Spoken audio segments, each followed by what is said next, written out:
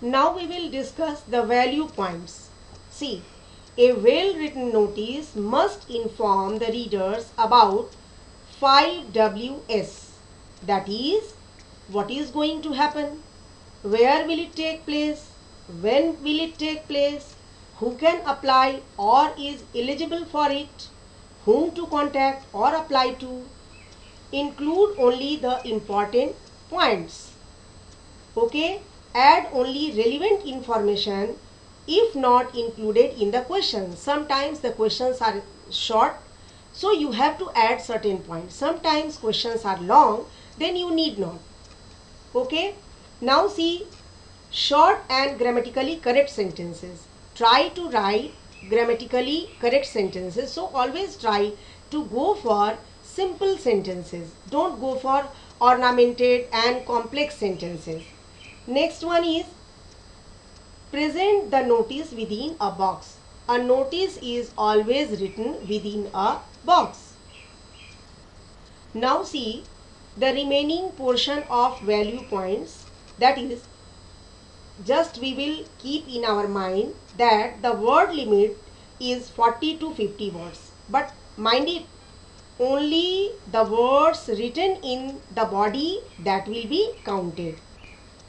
Next, information must be presented clearly. Actually, what to notify? What kind of information do you want to give to people? Next, it must attract readers' attention at once. Means a notice should be written in such a way that all should be interested to know what is mentioned over there. Increase the visual appeal of your notice. Always try to give the best visual appeal to your notice. And standard abbreviations are allowed. Means you may write certain words which can be easily accepted. Now see the marking scheme. Okay, so you get 2 marks for the name of organization, then notice with caps lock, and then the heading and date.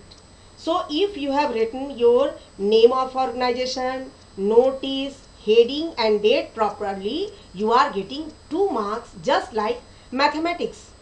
And now see remaining 2 marks for content and language. Means the way you have, how you have presented, how fluently you have presented, and means how nicely you have written. So for that you get 2 marks.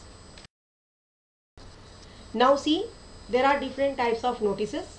First of all, for meeting, what are the points over there? Date, time, venue, agenda. Agenda means purpose. Okay, and purpose. Who to attend? Who are the persons who have to attend?